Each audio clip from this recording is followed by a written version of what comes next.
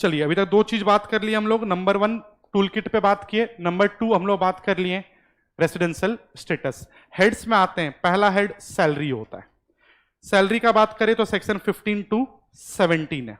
समझिएगा number wise ये chapter 15 to 17 है। इनफैक्ट पहला सेक्शन हमेशा क्या होता है, चार्जेबिलिटी। तो ये बताएगा कि कब आपके इनकम को हम लोग टैक्सेबल करेंगे सैलरीज हेड में। 16 होगा डिडक्शंस और 17 परक्विजिट्स वगैरह का बात करेगा। हाउएवर इस चैप्टर में जो मेन एरिया होता है वो 15, 16, 17 से ज्यादा 10 होता है, क्योंकि इस चैप्टर में बहुत सारा आपको एग्जम्पशंस मिलता है जो कि सेक्शन 10 के थ्रू आता है। सबसे पहले 15 का बात कर ले तो 15 बोलेगा चार्जेबिलिटी। तो चार्जेबिलिटी के लिए क्या कंडीशन है, तो अगर पेयर और पेई, पैसा देने और लेने वाले के बीच में इंप्लॉयर इंप्लॉय वाला रिश्ता है, तो उस पैसे को आप क्या बोलेंगे, सैलरी। इंप्लॉयर इंप्लॉय का मतलब डिफाइन किया गया था और बोला गया था इंप्लॉयर इंप्लॉय मतलब मास्टर सर्वेंट रिलेशनशिप। मास्टर मतलब जो कमांड करेगा और सर्वेंट मतलब जो बाउंड है करने को, तो इसको आप बोलते हैं सैलरी इनकम। सुनिएगा, मान के चलो एक कॉलेज का प्रोफेसर है, ठीक है, एग्जाम्पल आप किए हुए हम रिपीट कर रहे हैं। एक कॉलेज का प्रोफेसर है, वो पढ़ा रहा है और कॉलेज वाला उसको पैसा देता है, रेम्युनरेशन। किस हेड में जाएगा, सैलरी, क्योंकि पेयर कौन है, इंप्लॉयर, पेई कौन है, प्रोफेसर इंप्लॉय। बट मान के चलना एक कॉलेज का प्रोफेसर है, वो यूनिवर्सिटी का पेपर सेट करता है और उसको पैसा मिलता है यूनिवर्सिटी से, तो इसको आप सैलरी नहीं बोलेंगे। क्यों, क्योंकि इंप्लॉयर कौन है, कॉलेज, और पेयर कौन है, यूनिवर्सिटी। इस बार पेयर इंप्लॉयर नहीं है, कौन से हेड में जाएगा फिर, इनकम फ्रॉम अदर सोर्सेस में। नेक्स्ट पॉइंट, डायरेक्टर को जो पेमेंट करते हैं आप डायरेक्टर को, उस पे क्या, कौन सा हेड, तो डिपेंड करता है कौन सा डायरेक्टर है। अगर होल टाइम डायरेक्टर है, ठीक है, या फिर एमडी वगैरह है, मतलब इंप्लॉय है, तो सैलरी। अगर पार्ट टाइम डायरेक्टर है, इंडिपेंडेंट डायरेक्टर है, तो इनकम फ्रॉम अदर सोर्सेस। थोड़ा सा और लिंक कर दें तो अगर वो डायरेक्टर है और होल टाइम वगैरह, तो उसका 192 में टीडीएस कटेगा। समझ आ रहा है ये बात, 192 सैलरी पे। बट अगर डायरेक्टर इंडिपेंडेंट वाला है तो 194 जे में कटेगा। इनफैक्ट ये जीएसटी में भी काम आता है आपको, आरसीएम वाले प्रोविजन में। क्लियर है, चलिएगा। नेक्स्ट क्वेश्चन उठता है अगला कि सैलरी ड्यू कब होता है, first day of the month या last day of the month, तो डिपेंड करता है कॉन्ट्रैक्ट में। हाउएवर अगर सैलरी से last day of the month due हो तब तो दिक्कत नहीं है। आपका प्रीवियस ईयर कब से कब तक है, हमारा प्रीवियस ईयर 21-22 है, मतलब अप्रैल 21 से मार्च 22। अब अगर मेरा सैलरी मंथ के एंड में अक्रू होता है तो अप्रैल का सैलरी अप्रैल में ही अक्रू होगा और मार्च का मार्च एंड में ही, तो उसमें दिक्कत नहीं होता है। आपका ईयर भी अप्रैल टू मार्च और सैलरी भी आप लेना अप्रैल टू मार्च, अगर last day of the month हो तो। बट अगर सैलरी मेरा अगले महीने के 1 तारीख को ड्यू होता है तो ईयर तो फिक्स है मेरा ईयर क्या है, अप्रैल टू मार्च। अब अप्रैल में कौन सा सैलरी ड्यू हुआ होगा, तो मार्च वाला, और मार्च में कौन सा हुआ होगा, फेब वाला। तो अगर आपका सैलरी अगले महीने के 1 तारीख को ड्यू होता है तो आपको मार्च से फेब का सैलरी लेना होता है। ठीक है, चलिए।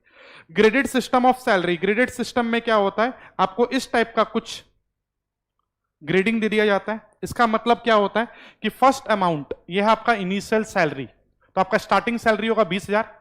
नेक्स्ट है ये एनुअल इंक्रीमेंट, जिस दिन आपका 1 साल हो जाएगा जॉब में आपका, ये नहीं कि 1 अप्रैल से बढ़ेगा।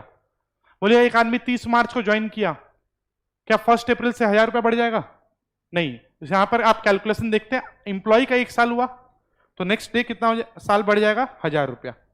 तो 20,000 इनिशियल सैलरी है, अगले साल 21 हो जाएगा, फिर 22, 23, 24 टिल 25 1-1 हजार ही बढ़ेगा। और जैसे 25 हो जाएगा फिर इंक्रीमेंट है 2-2 हजार का, तो 25 के बाद 27, 29, 31 और 33, और 33 के बाद कुछ नहीं दिया हुआ है तो उसके बाद फिक्स्ड है।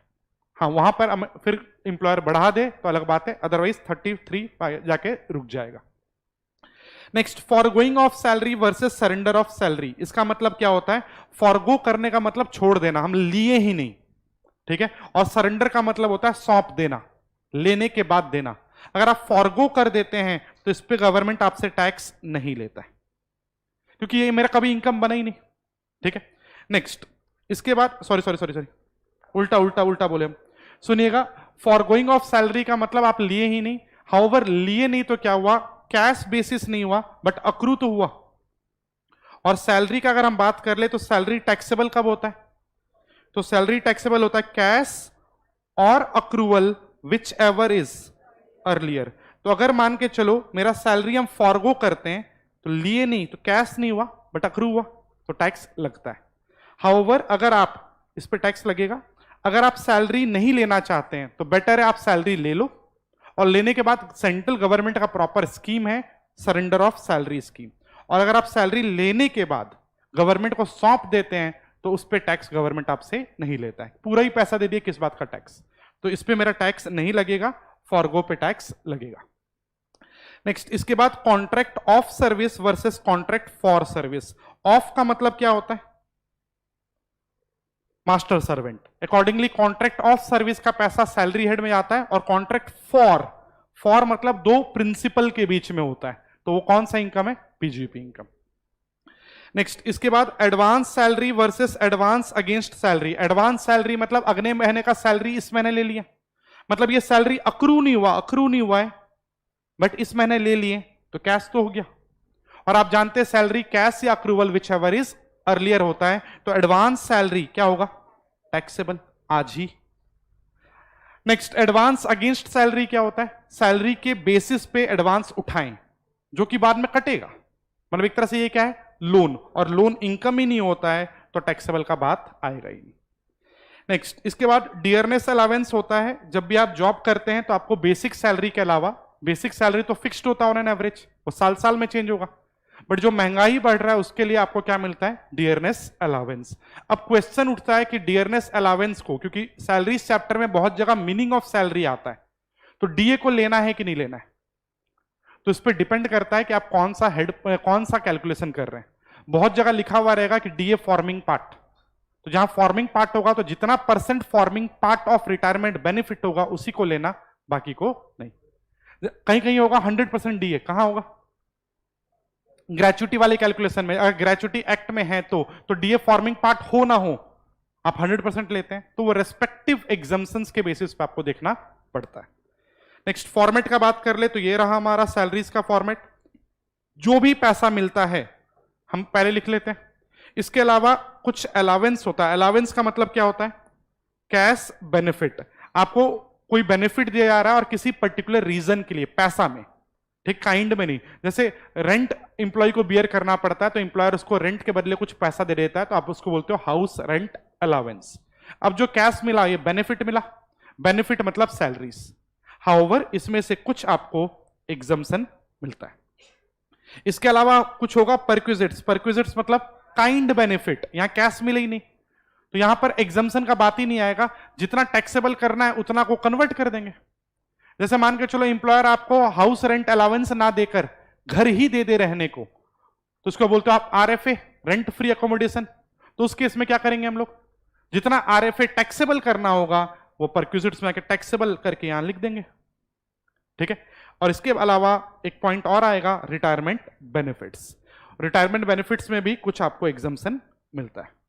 ये चारों को टोटल कर लेंगे तो ग्रॉस सैलरी आएगा, और ग्रॉस सैलरी से अगर आप न्यू स्कीम ऑप्ट नहीं करते हैं तो आपको डिडक्शंस लेस होगा। जो लोग न्यू स्कीम ऑप्ट करता है उनको डिडक्शंस अंडर सेक्शन 16 नहीं मिलता है, ध्यान रखिएगा। अब डिडक्शन कितने टाइप का? तो 3 टाइप का। सेक्शन 16(1) स्मॉल ए होता था आपका स्टैंडर्ड डिडक्शन, और उसमें हम मैक्सिमम 50,000 का आपको डिडक्शन देते हैं।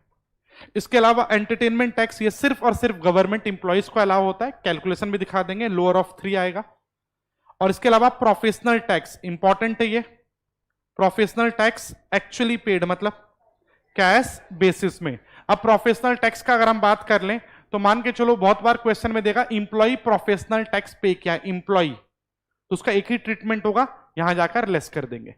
बट अगर इंप्लॉयर इंप्लॉई के बिहाफ पे प्रोफेशनल टैक्स दिया तो पहले तो बेनिफिट दिया तो उसको सैलरी में पहले आप जोड़ते हैं, बट पे तो हुआ है ना, और कैश बेसिस में खर्चा लेस होगा तो फिर आप लेस भी करेंगे। तो इंप्लॉयर पे करेगा तो 2 ट्रीटमेंट है 2 स्टेप में, इंप्लॉय करेगा तो डायरेक्ट लेस। क्लियर है? चलिए एक एक करके स्टार्ट करते हैं। सबसे पहले रिटायरमेंट बेनिफिट्स। सुनिएगा, रिटायरमेंट बेनिफिट में एक बात आपको पहले ये ध्यान रखना होता है कि कोई भी रिटायरमेंट बेनिफिट अगर रिटायरमेंट के पहले पे कर देता है आपको, रिटायरमेंट बेनिफिट बना क्यों है? रिटायरमेंट के बाद के लिए। बट अगर कोई भी रिटायरमेंट बेनिफिट अगर रिटायरमेंट के पहले आपको दे दिया जाए तो क्या होगा, फुल्ली टैक्सेबल। और फुल्ली टैक्सेबल किसके लिए होगा, फॉर ऑल इंप्लॉइज। ऑल मतलब गवर्नमेंट नॉन गवर्नमेंट दोनों। जनरली इस चैप्टर में हम लोग देखेंगे कि गवर्नमेंट इंप्लॉइज पे बहुत सारा एग्जाम्पशन है, बट अभी जो हम लाइन बोल रहे हैं कि कोई भी रिटायरमेंट बेनिफिट रिटायरमेंट के पहले पे किया जाएगा आपको, तो ये क्या होगा, फुल्ली टैक्सेबल फॉर ऑल। चलिए एक एक करके बात करते हैं। सबसे पहले सेक्शन 10(10) ग्रेचुटी। 10(10) बोलता है ग्रेचुटी का कि अगर मान के चलो आप कंटिन्यूअस 5 साल का जॉब करते हैं और उसके बाद जॉब छोड़ देते हैं, तो इंप्लॉयर आपको क्या करता है, कुछ ग्रेचुटी का पेमेंट करता है। अब जो पेमेंट मिलता है उसमें से हम लोग, ऐसा नहीं कि ग्रेचुटी जो भी मिला फुल्ली टैक्सेबल करेंगे, उसमें से हम लोग लेस करेंगे एग्जम्पशन। अब एग्जम्पशन सेक्शन 10 में होता है और ग्रेचुटी 10(10) है। पहला यहां बॉक्स देखिएगा, ग्रेचुटी अगर ड्यूरिंग जॉब मिले तो बात ही खत्म है। हम आपको पहले ही बोल दिए कोई भी रिटायरमेंट बेनिफिट रिटायरमेंट के पहले मिल जाए फुल्ली टैक्सेबल होगा। तो सेम ग्रेचुटी भी अगर पहले मिलेगा फुल्ली टैक्सेबल होगा। फुल्ली मतलब कोई एग्जम्पशन नहीं मिलेगा। बट रिटायरमेंट के बाद मिले तब हम देखेंगे आप हो कौन। अगर आप गवर्नमेंट इंप्लॉई हो फुल्ली एग्जम्प्ट, रिटायरमेंट के बाद वाला, पहले वाला सबके लिए टैक्सेबल था। अगर आप नॉन गवर्नमेंट वाले हो तो हम देखेंगे कि आप क्या ग्रेचुटी एक्ट में कवर्ड है। कवर्ड है तो अलग तरीका होगा, कवर्ड नहीं है तो अलग तरीका होगा एग्जम्पशन का। तो जो भी आपको ग्रेचुटी मिलता है उसको अगर हम बोल लें तो जो भी ग्रेचुटी रिसीव्ड है उसमें से हम लोग लेस करते हैं एग्जम्पशन अंडर सेक्शन 10(10) और ये आएगा मेरा टैक्सेबल ग्रेचुटी। और ये जो अभी हम लोग कैलकुलेशन सीख रहे हैं ये एग्जम्पशन है बेसिकली। एग्जम्पशन इस चैप्टर में आपको जनरली ऐसे ही देखने को मिलेगा कि कोई भी एग्जम्पशन आप पढ़ रहे हैं तो वहां नॉर्मली होगा लोअर ऑफ 3। लोअर ऑफ 3 में एक होगा जितना आपका अमाउंट मिला, क्योंकि ऑब्वियसली अगर आपको 10 लाख का अमाउंट मिला तो हम 12 लाख का तो एग्जम्पशन नहीं देंगे। तो एक तो फिक्स्ड हो गया फॉर्मूला में ऑलवेज क्या, एक्चुअल। एक होगा मॉनिटरी कैप, और मॉनिटरी लिमिट ग्रेचुटी में चाहे आप ग्रेचुटी एक्ट में हो ना हो, मॉनिटरी लिमिट कितना आपका 20-20 लाख का है। तो लोअर ऑफ 3 जब भी हम करते हैं लोअर ऑफ 3 तो उसमें एक मेरा एक्चुअल होता है, जितना आपको अमाउंट मिला एक्चुअल। लास्ट वाला क्या होता है, एक मॉनिटरी लिमिट और एक होता है कैलकुलेशन। अब कैलकुलेशन कैसा होगा तो वो डिपेंड करता है आप ग्रेचुटी एक्ट में है या नहीं। अगर आप ग्रेचुटी एक्ट में हैं तो कंपैरेटिवली ज्यादा बेनिफिट है, याद रखने के लिए बोल रहे हैं, और ग्रेचुटी एक्ट में नहीं है तो कंपैरेटिवली कम है। पहले तो कितना बेनिफिट है, तो दोनों केस में आधे महीने का सैलरी। इनफैक्ट इसको हम लाइन में कन्वर्ट कर देना, फॉर्मूला नहीं। तो जितने साल आप काम करते हैं किए, हर साल के लिए, हर एक साल के लिए आधे आधे महीने का आपको सैलरी का एग्जम्पशन मिल जाएगा। अब आधा महीना का मतलब क्या होता है, तो डिपेंड करता है आप ग्रेचुटी एक्ट में है या नहीं। अगर आप ग्रेचुटी एक्ट में हैं तो वहां 4 संडे हटाएंगे हम लोग, तो यहां आधा महीना 15/26 हो जाएगा। और अगर आप ग्रेचुटी एक्ट में नहीं है तो आधा महीना 15/30 होगा। आधे महीने का सैलरी बोलें, अब ग्रेचुटी एक्ट में है तो हम लोग आपका एकदम रीसेंट सैलरी लेते हैं, जिसको आप बोलते हो लास्ट ड्रॉन सैलरी। तो इसमें 15/26 इंटू लास्ट ड्रॉन सैलरी होगा। और ग्रेचुटी एक्ट में नहीं है अगर आप, तो हम लोग 10 महीने का एवरेज सैलरी लेंगे। क्लियर है? नेक्स्ट हम बोले जितने साल आप काम किए हर एक साल के लिए आधे आधे महीने का सैलरी। अब यहां पर साल में अगर हम मान के चलो से 28 ईयर्स और 7 मंथ जॉब किए, तो अगर आप ग्रेचुटी एक्ट में है तो ज्यादा बेनिफिट है। तो वहां 6 महीने से ऊपर, 6 महीना नहीं 6 महीने से ऊपर है तो हम उसको भी, उसके लिए भी आपको आधा महीने का सैलरी का बेनिफिट देंगे। मान के चलो यहां पर कंप्लीटेड ईयर्स और इन एक्सेस ऑफ 6 मंथ लेंगे। से 28 ईयर्स 7 मंथ काम किए, हम ग्रेचुटी एक्ट में कवर्ड है तो 29 हो जाएगा। नॉन ग्रेचुटी में तो यहां सिर्फ आप कंप्लीटेड ईयर्स लेते हैं। क्लियर है? इसके अलावा सैलरी वर्ड का मीनिंग का भी डिफरेंस है। ग्रेचुटी एक्ट में अगर आप कवर्ड हैं तो बेसिक प्लस 100% डीए, मतलब डीए ऑलवेज मतलब 100% डीए। बट अगर आप नॉन ग्रेचुटी एक्ट में हैं तो ये सबसे कॉमन वाला डेफिनेशन है।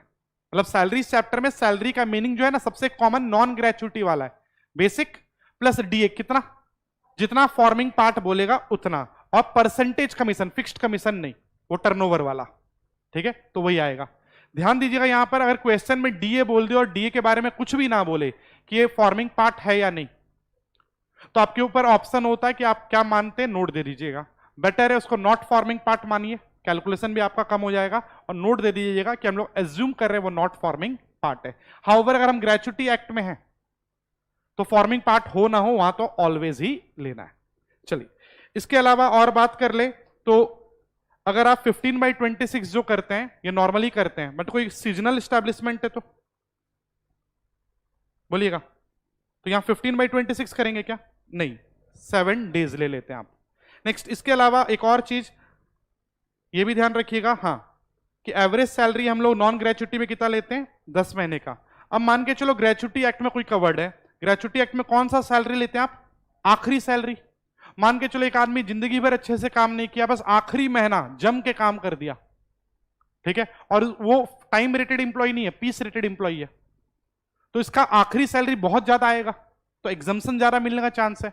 तो पीस रेटेड इंप्लॉय के लिए आप आखिरी महीने का सैलरी नहीं लेते हैं, आखिरी 3 महीने का सैलरी लेते हैं एवरेज।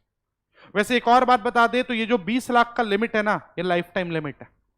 मतलब अगर हम एक जगह जॉब किए, ग्रेच्युटी मिला और से 6 लाख का एग्जम्पशन ले लिए, सेकंड जगह जॉब किए, ग्रेच्युटी मिला, तो उसके कैलकुलेशन में यहां 20 नहीं आएगा, अब तो अब 14 लाख ही आएगा, चाहे ग्रेच्युटी एक्ट में हो ना हो। ये लाइफ टाइम लिमिट है। क्लियर है? चलिए 10-10 ग्रेच्युटी हो गया। इसके बाद 10-10A पेंशन होता है। पेंशन में ध्यान देने वाला बात है कि पेंशन कौन सा है। अगर पेंशन आपका मंथली पेंशन है, मंथली पेंशन जिसको आप बोलते हैं अनकम्यूटेड, जैसा मंथली सैलरी आने पे हर कोई टैक्स देते हैं, गवर्नमेंट हो नॉन गवर्नमेंट हो, तो मंथली पेंशन पे भी हर कोई टैक्स देंगे, चाहे गवर्नमेंट हो या ना हो। हाउएवर अगर लम सम पेंशन है तो उसको हम लोग बोलते हैं कम्यूटेड, इसमें कैलकुलेशन करना होता है। तो हम लोग उसमें देखते हैं क्या आप गवर्नमेंट इंप्लॉय हो, अगर गवर्नमेंट इंप्लॉय हो एग्जम्प्ट, नॉन गवर्नमेंट हो तो हम देखेंगे क्या आपको ग्रेच्युटी मिल रहा है। अगर आपको ग्रेच्युटी भी मिल रहा है और पेंशन भी, तो पेंशन में एग्जम्पशन कम कर देंगे। ग्रेच्युटी नहीं मिल रहा है, सिर्फ पेंशन, तो एग्जम्पशन ज्यादा। कैसे निकालेंगे? तो मान के चलो आपका जो भी पेंशन मिला से मेरा पेंशन जो मंथली पेंशन होता है नॉर्मली, उसको हम कम्यूट करवा लिए और हम 70% कम्यूट करवाएं और मेरे को 2,10,000 मिला, तो पहले क्या करेंगे? तो हम लोग बोलते हैं अगर 100% होता तो कितना होता? तो 2,10,000 डिवाइड बाय 70%, 3 लाख हो जाता। अब 100% करने के बाद फिर देखिएगा ग्रेच्युटी मिल रहा है या नहीं। अगर ग्रेच्युटी नहीं मिल रहा है तो यहां ज्यादा एग्जम्पशन दीजिएगा, हाफ। ग्रेच्युटी मिल रहा है तो कम एग्जम्पशन दीजिएगा, 1/3। किसका? 100 वाले का। क्लियर है? चलो नेक्स्ट इसके बाद लीव सैलरी। लीव सैलरी का मतलब होता है कि हर साल जब आप जॉब करते हैं तो इंप्लॉयर आपको कुछ दिन का लीव देता है कि आप इतना छुट्टी ले सकते हैं। अगर वो छुट्टी अवेल कर ले तब तो बात खत्म। अगर छुट्टी आप अवेल नहीं करते, बचा रह जाता है, तो क्या होगा? वो डिपेंड करता है इंप्लॉयमेंट पे। हो सकता है इंप्लॉयर बोले आपका गलती, आप छुट्टी नहीं लिए, लैप्स, या ये हो सकता है इंप्लॉयर बोल दे उसको आप उसके बदले पैसा ले लो। अब पैसा कब लो? तो ईयर एंड में भी हो सकता है और पैसा हो सकता है रिटायरमेंट के बाद भी। अगर रिटायरमेंट के पहले मिलता है फुल्ली टैक्सेबल, रिटायरमेंट बेनिफिट है, बिफोर रिटायरमेंट मिलेगा फुल्ली टैक्सेबल, रिटायरमेंट के बाद मिलेगा तो 10-10AA में हम आपको एग्जम्पशन देंगे। अब एग्जम्पशन यहां पर लोअर ऑफ 4 हो जाएगा। पहले तो यहां देख लो सेम चीज जो हम बोले, लीव सैलरी ड्यूरिंग इंप्लॉयमेंट मिले तो fully taxable for all, all मतलब गवर्नमेंट नॉन गवर्नमेंट कोई भी हो। आफ्टर रिटायरमेंट गवर्नमेंट इंप्लॉइज में एग्जम्प्ट होता है, बाकी लोग के लिए यहां लोअर ऑफ 4 हो जाएगा। 4 कैसे याद रखेंगे? नॉर्मली पहला क्या होता था? एक्चुअल, तो यहां भी एक्चुअल है। लास्ट क्या होता था? लिमिट, यहां भी लिमिट है 3 लाख का। इसके अलावा 2 कैलकुलेशन है, एक तो है 10 मंथ का एवरेज सैलरी, इंटू 10 बोल लो या 10 मंथ का सैलरी बोल लो, बात बराबर है। और इसके अलावा ये जो पॉइंट है इसको रटिएगा मत, ये है जितना आपका लीव बचा हुआ है, जितने दिन का लीव बचा हुआ है उसका सैलरी में कन्वर्ट कर देंगे। हाउएवर जो सैलरी आपको मिलता है वो पर मंथ मिलता है और लीव डेज में होगा। से किसी का मान के चलो 900 डेज का लीव है, तो हम लोग बोलेंगे पहले डेज को मंथ में करो, तो जितना भी आपका लीव अवेलेबल है डिवाइडेड बाई 30 करेंगे, ये क्या होगा? लीव इन मंथ आ गया। इसका मल्टीप्लाई कर दो एवरेज सैलरी से। क्लियर है? अब यहां पर लोग जो रटते हैं वहां दिक्कत होगा, सुनिएगा अच्छे से। अगर मान के चलो हम लोग ये तो सुन लिया अवेलेबल लीव डिवाइडेड बाई 30 किए, ये मंथली लीव आ गया, और मंथली लीव को मंथली सैलरी से मल्टीप्लाई करेंगे, सही है। बट मान के चलो एक कंपनी है वो लीव देता है एक साल में 20, तब तो आप 20 लीव को काउंट कर लोगे। बट अगर एक कंपनी एक साल में 40 लीव देता है तो आप 30 से ऊपर नहीं लेते हैं, तो अवेलेबल लीव निकालने के लिए 30 ही लीजिएगा। क्या वो 30 और ये 30 सेम है? नहीं, ये मत कर दीजिए गलती, ये हम मंथ में कन्वर्जन के लिए किए। लीव साल में कितना अलाउ होता है उसके लिए मैक्सिमम है 30 का लिमिट, 30 से कम हो तो जितना है उतना। नेक्स्ट, यहां भी सैलरी का मीनिंग सबसे कॉमन वाला है। कॉमन मतलब basic, DA forming part, percentage, commission. Clear है? चलो, इसके अलावा रिट्रेंचमेंट कंपनसेशन, जिसमें इंप्लॉयर आपको निकाल देता है तो उसके बदले आपको वो पैसा देगा। अगेन रिटायरमेंट के नेचर का है तो इसमें आपको एग्जाम्पशन भी मिलेगा। एग्जाम्पशन लोअर ऑफ 3 है। Number 1 actual, third 5 lakh. ध्यान दीजिएगा ग्रेचुटी में कितना था? 20, लीव बेचने में 3 लाख, रिट्रेंचमेंट और वीआरएस में 5 लाख होगा। क्लियर है? और एक कैलकुलेशन, यहां पर जो कैलकुलेशन है ना, ये ग्रेचुटी एक्ट में जो लोग थे पीस रेटेड वाले उसके टाइप है। ग्रेचुटी एक्ट में आप 15/26 करते थे और वहां लास्ट ड्रॉन सैलरी लेते थे, बट पीस रेटेड के लिए 3 महीने का average into number of completed years और in excess of 6 month, same. Next, यहां पर अगर अपने बात कर ले मीनिंग ऑफ सैलरी थोड़ा सा डिफरेंट हो जाता है। जो सबसे कॉमन है, कॉमन कौन सा? Basic, DA forming part, percentage, commission, वो तो आएगा ही आएगा। उसके अलावा अलावेंसेस और परक्विजिट्स भी आ जाएगा, टैक्सेबल पोर्शन। ये एक्स्ट्रा है, ये सिर्फ यहां है, बाकी जगह नहीं। Next, VRS. वीआरएस में आप खुद जॉब छोड़ के चल जाते हैं तो यहां पे आपको जो पैसा मिलता है, आपका जॉब बचा हुआ था फिर भी आप छोड़ दिए, वॉलंटरली छोड़ रहे हैं, तो उस केस में हम आपको कुछ पैसा देते हैं और उस पैसे में से एग्जाम्पशन मिलेगा। जनरली एग्जाम्पशन लोअर ऑफ 3 था, यहां लोअर ऑफ 4 हो जाएगा। एक तो एक्चुअल, एक लिमिट 5 लाख। अब 4 कैसे हुआ सुनिएगा। अगर आप जॉब छोड़ के गए तो हम देखेंगे आज तक आप कितना जॉब किए, एक ये भी देखते हैं और ये भी देखेंगे कितना जॉब बचा हुआ है। तो 2 कैलकुलेशन ऐसे ही है। जितना आप जॉब किए हर एक साल के लिए ग्रेचुटी में आधा आधा महीने का सैलरी था, यहां 3 महीने का सैलरी है। जितना जॉब किए इसको देख लिया। अब हम देखेंगे कितना जॉब बचा हुआ है। सैलरी मंथ में होता है तो हम ये भी देखेंगे कि आपका कितना number of month of service बचा हुआ है, उसका salary which ever is lower. Clear है? तो कैसे याद रखना है? एक्चुअल, लिमिट 5 लाख, जितना काम कियो। अब हम ये तो नहीं बोलेंगे ना आप 30 साल काम कियो तो 30 साल का पूरा सैलरी एग्जम्प्ट कर देंगे, हर एक साल के लिए 3-3 महीने का। बट हाँ, अगर मेरा मान के चलो 5 साल का जॉब बचा हुआ है, मतलब 60 मंथ का जॉब बचा हुआ है, उसके बदले कितना कैश मिलता आपको वो देख रहे हैं। तो पास्ट के लिए हर एक साल के लिए 3-3 और इधर जितना बचा हुआ है एग्जैक्ट उतना। क्लियर है? इसमें भी अगर हम बात कर ले मीनिंग ऑफ सैलरी का तो सबसे कॉमन वाला है। कॉमन मतलब basic, DA forming part, percentage, commission. इसके अलावा यहां पर यह बात याद रखिएगा, थ्योरी क्वेश्चन बनेगा कि आपको वीआरएस का एग्जाम्पशन लेना है तो कुछ कंडीशन सेटिस्फाई करना होता है। नंबर 1, आप एटलीस्ट 10 साल का जॉब आपका कंप्लीट होना चाहिए या 40 साल का एज। बट अगर आप गवर्नमेंट इंप्लॉई हो, पीएसयूज वगैरह वाले, तब ये भी नहीं देखते।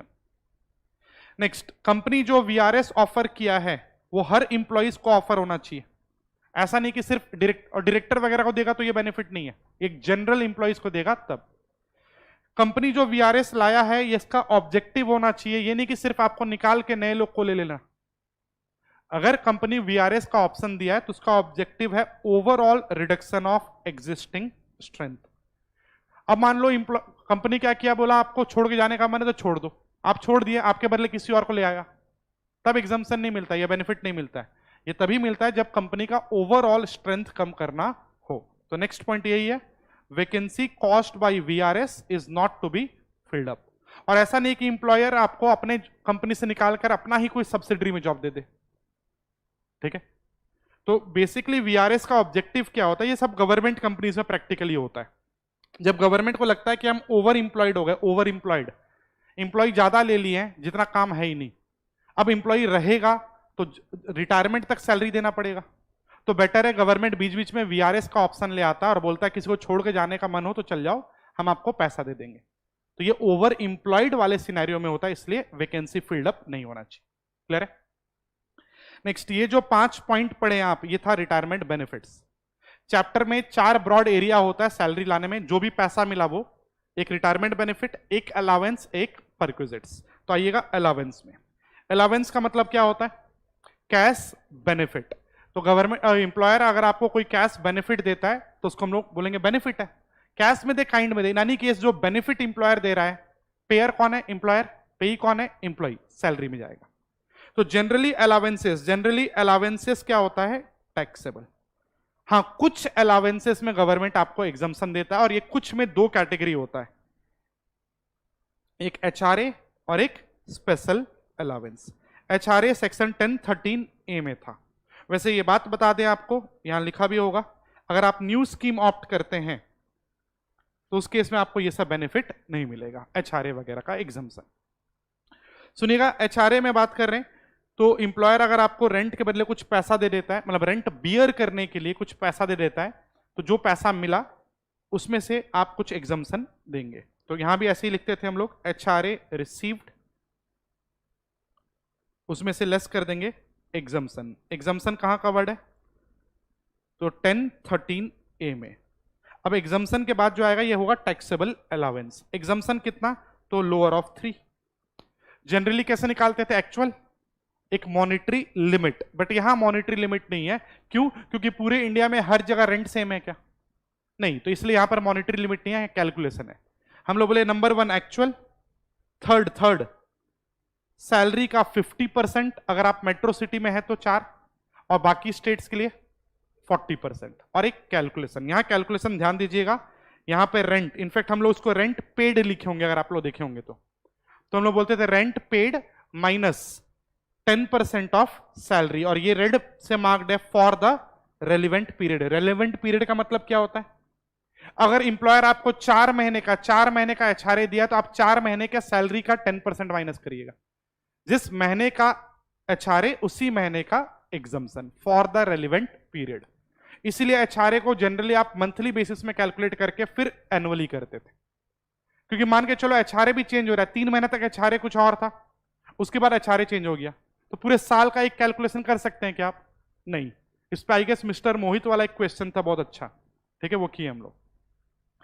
सैलरी का मतलब क्या होता है? सबसे common basic, DA forming part और परसेंटेज कमीशन। अब एग्जम्पशन 2 टाइप का था, हम बोले एक एचआरए वाला और एक स्पेशल। स्पेशल अलावेंस का अगर हम बात कर लें तो स्पेशल अलावेंस अगर आपको ऑफिस के काम के लिए मिलता है तो इसमें आपको रियल में कोई बेनिफिट नहीं है। से इंप्लॉयर आपको 1000 रुपया दिया ऑफिस के काम के लिए, आप 1000 रुपया खर्च कर दिए, फुल्ली एग्जम्प्ट। बट अगर आप बचा लोगे तब टैक्स लगेगा जितना बचाओगे। अब ऑफिस के लिए क्या क्या काम हो सकता है, क्या क्या अलावेंस हो सकता है? Number 1 travelling allowance. Travelling allowance का ये वर्ड तब यूज करते हैं जब आउट ऑफ द सिटी आपको भेजा जाता है। इंप्लॉयर आपको ऑफिस से काम से बाहर भेजा तो जाने के लिए जो पैसा दिया वो ट्रैवलिंग अलावेंस है। जाने के बाद डेली का खर्चा होगा वहां रहने का, उसके लिए डेली अलावेंस देता है।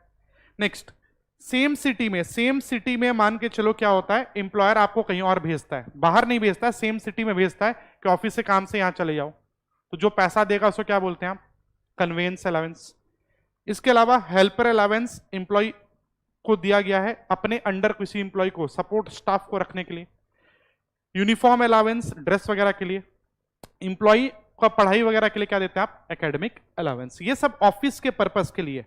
और ये कोई रटिएगा मत कि लोअर ऑफ 2 एग्जम्प्ट होता है, सिंपल सा बात है, ऑफिस के लिए दिया गया, जितना भी दिया गया पूरा खर्च कर देंगे एग्जम्प्ट, बचा लेंगे तब टैक्सेबल, सिंपल सा, जितना बचाएं, लोअर ओवर मत करिएगा। नेक्स्ट, इसके अलावा यहां ध्यान दीजिएगा, अगर आप न्यू स्कीम ऑप्ट करते हैं, ध्यान दीजिएगा, अगर आप न्यू स्कीम ऑप्ट करते हैं तो ये जो अभी ऑफिस वाला सुने ना, उसमें सिर्फ ट्रैवलिंग कब मिलता है? जब बाहर के लिए, तो ट्रैवलिंग अलावेंस का एग्जम्पशन मिलेगा, बाहर जाएंगे डेली अलावेंस का मिलेगा और कन्वेंस का, बाकी नहीं मिलेगा। हम ये बोल रहे हैं कि बाकी अलावेंस नहीं मिलेगा, नहीं, अलावेंस तो एम्प्लॉयर डिसाइड करेगा, एग्जम्पशन नहीं मिलेगा, इनकम टैक्स एक्ट बोलता है। नेक्स्ट, इसके अलावा कुछ कुछ आपका स्पेशल अलावेंसेस होगा जो पर्सनल नेचर का होगा, उसमें लिमिट है। ऑफिस से काम के लिए कोई लिमिट थोड़ी होगा, जितना खर्चा लगेगा करो, बट पर्सनल में कुछ हमारे को लिमिट मिलने वाला है। सुनिएगा, जैसे चिल्ड्रन एजुकेशन अलावेंस का बात करें तो एम्प्लॉयर अगर एम्प्लॉय को पैसा देता है उसके बच्चे के पढ़ने के लिए, तो जितना भी पैसा दे हमारे को उससे मतलब नहीं है। एग्जम्पशन का बात कर रहे हैं हम। एग्जम्पशन कितना होगा? मैक्सिमम 100 रुपया पर मंथ पर चाइल्ड, और चाइल्ड मतलब यहां पर 2 चाइल्ड आएगा, चाइल्ड ओन हो, एडॉप्टेड हो, स्टेप हो, सब आएगा। पढ़ने के लिए कितना? 100 रुपया per month per child. Hostel allowance 300 rupees per month per child, again maximum 2 child. Transport allowance, ध्यान दीजिएगा, ये नॉर्मल आदमी को अगर मान के चलो एम्प्लॉयर ट्रांसपोर्ट अलावेंस देता है, कोई एग्जम्पशन नहीं है, जितना अलावेंस मिला टैक्सेबल। हम कन्वेंस बोल रहे हैं क्या? कन्वेंस और ट्रांसपोर्ट में डिफरेंस क्या है? कन्वेंस में हम ऑफिस के काम के लिए बाहर जा रहे हैं कहीं, ठीक है। ट्रांसपोर्ट अलावेंस मतलब घर से ऑफिस, ऑफिस से घर, ये मेरा पर्सनल है। अब ट्रांसपोर्ट अलावेंस अगर एम्प्लॉयर आपको देता है तो ये फुल्ली टैक्सेबल होगा। हाँ, अगर ये किसी हैंडीकैप्ड एम्प्लॉय को दे तो उस केस में एग्जम्पशन है मैक्सिमम 3200 पर मंथ पर एम्प्लॉय।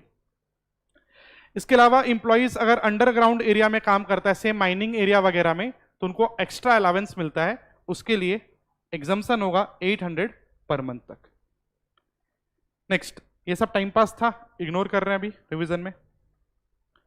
नेक्स्ट, ये बात फिर से यहां रिपीट कर दे रहे हैं, बोलिएगा। अगर हम न्यू स्कीम ऑप्ट करते हैं तो मेरे को एग्जम्पशन, सॉरी अलावेंस में से एग्जम्पशन मिलेगा क्या? जो 3 सुने, कौन कौन सा? ट्रैवलिंग, डेली अलावेंस और कन्वेंस, वो मिलेगा। एचआरए वगैरह भी नहीं मिलता है, एग्जम्पशन नहीं मिलेगा। एचआरए मिलेगा, एग्जम्पशन नहीं मिलेगा टैक्स में। जो भी अलावेंस आप नहीं सुने वो फुल्ली टैक्सेबल होता है, जैसे tiffin allowance, specs allowance, novel allowance, कोई भी अलावेंस अगर हम दे रहे हैं एम्प्लॉय को जिसके लिए आप कोई अलग से प्रोविजन नहीं पड़े, वो क्या है? Fully taxable. क्लियर है? नेक्स्ट, इसके बाद अलावेंस हो गया, परक्विजिट वाले में आते हैं। परक्विजिट का मतलब होता है काइंड बेनिफिट, और एम्प्लॉयर अगर आपको कुछ काइंड में बेनिफिट देता है तो काइंड को हम लोग कन्वर्ट करेंगे और एक अमाउंट निकाल कर टैक्सेबल करेंगे। जैसे मान के चलो एम्प्लॉयर आपको आरएफए देता है, रेंट फ्री एकोमोडेशन, तो उस केस में देखेंगे कि पहला तो वो रेंट फ्री एकोमोडेशन जो दिया, अगर गवर्नमेंट इंप्लॉई है उनका अपना सिस्टम होता है, साइड करिए। नॉन गवर्नमेंट है तो देखेंगे वो जो इंप्लॉयर मान लो आपको घर देता है रहने को फ्री में, तो वो घर किसका, ये देखना जरूरी है। हो सकता है इंप्लॉयर अपना ही घर आपको दे या किसी से लेकर दे। किसी से अगर घर रेंट पे लेकर आपको दे रहा है तो आपके पास एक्चुअल रेंट का डेटा है, तो जब एक्चुअल डेटा है तो एक्चुअल फिगर यूज करिएगा। बट अगर अपना ही दे तो एक्चुअल डेटा नहीं है, वहां क्या यूज करेंगे? Notional figure. जैसे अगर मान के चलो यहां बात कर लें, इंप्लॉयर अपना घर इंप्लॉय को दे देता है फ्री में, तो उसके इसमें एक्चुअल रेंट का तो पता है नहीं, तो नोशनली एज्यूम करेंगे। एज्यूम करने के लिए आप देखेंगे कि वो घर कहां है। अगर उसका पॉपुलेशन अप टू 10 लाख है तो सैलरी का 7.5% हम लोग टैक्सेबल करेंगे। और यहां सैलरी का मतलब सबसे बड़ा है, आरएफए में सैलरी सबसे ज्यादा कवरेज लेता है। सुनिएगा, अगर पॉपुलेशन 10 से 25 लाख है तो 10%, 25 लाख के ऊपर है तो 15% ऑफ सैलरी, मतलब मैक्सिमम 15 है। बट अगर इंप्लॉयर अपना घर ना देके किसी और से रेंट पे लेकर आपको देता है तब हम लोग बोलेंगे लोअर ऑफ 2। एक एक्चुअल और अभी जो मैक्सिमम कितना देखे थे 15, तो एक्चुअल रेंट या 15% of salary which ever is lower. सुनिएगा, इंप्लॉयर मान के चलो ये कैलकुलेशन करने के बाद आरएफए का अमाउंट आता है 50,000, तो 50,000 का बेनिफिट दिया इंप्लॉयर आपको, टैक्सेबल। बट मान के चलो आरएफए फ्री में नहीं दिया, इस बार इंप्लॉयर आपसे 10,000 लेता है, तो आप बोलेंगे 50,000 के चीज के लिए 10,000 लिया, तो जितना भी अमाउंट रिकवर करता है उसको आप लेस करते थे। जो भी आप अमाउंट रिकवर करते हैं उसको क्या करते हैं? लेस। तो बेनिफिट कितना होगा? 40,000 का। सुनिएगा, यहां पर सैलरी का मतलब क्या होता है, तो बेसिक, ध्यान दीजिएगा, डीए फॉर्मिंग पार्ट, जो भी कैश में पैसा मिले आपको, बोनस, कमीशन, कमीशन में सिर्फ परसेंटेज कमीशन नहीं, ऑल टाइप, मतलब जो भी पैसा मिल रहा है सब आएगा। अलावेंस भी आएगा, टैक्सेबल पोर्शन। बट आरएफए खुद में परक्विजिट है और परक्विजिट के कैलकुलेशन के लिए परक्विजिट को आप नहीं लेते हैं। यहां पर एक दो जगह गलती क्या होता है, ध्यान दीजिएगा। यहां पर अब क्वेश्चन उठेगा कि पीएफ का पैसा आएगा कि नहीं। तो सुनिएगा, इंप्लॉई का जो पीएफ का पैसा होता है, इंप्लॉई का, वेट करिए, हाँ, इंप्लॉई का जो पीएफ का पैसा होता है, आप बताइएगा, वो इंप्लॉई अपने सैलरी में से तो काट के देता है। तो इंप्लॉइज कंट्रीब्यूशन टू पीएफ जो है उसके सैलरी से ही कटता है। सैलरी मतलब बेसिक सैलरी, तो वो बाय डिफॉल्ट सैलरी में इंक्लूडेड होता है। ठीक है, इंप्लॉयर्स कंट्रीब्यूशन टू पीएफ उसको आप नहीं लेते, वो रिटायरमेंट बेनिफिट है। नेक्स्ट, इसके अलावा ये भी ध्यान रखिएगा कि अगर आपको हम घर दें तब तो ठीक है, अगर फर्निश्ड हाउस दे तो अभी जो आप कैलकुलेशन सीखे वो सिर्फ और सिर्फ घर के लिए सुने थे, फर्नीचर के लिए अलग से सेम प्रोविजन हो सकता है। फर्नीचर इंप्लॉयर अपना दे सकता है या किसी से लेके दे सकता है। लेके देगा तो एक्चुअल पता है अपने को, तो जितना फर्नीचर का पैसा दिया अगले आदमी को उतना आपके लिए बेनिफिट है। बट अपना दिया तो नोशनल कितना, ध्यान दीजिएगा, 10% कॉस्ट का, WDV का नहीं, और ये 10% है पूरे साल का। तो इंप्लॉयर अगर आपको 3 महीना फर्नीचर दिया है तो 3/12 भी करिएगा। तो नंबर 1 में घर का वैल्यू, नंबर 2 में फर्नीचर, ठीक है, और फिर लेस स्टेप 3 में क्या, अगर आपसे कुछ रिकवर किया गया है तो।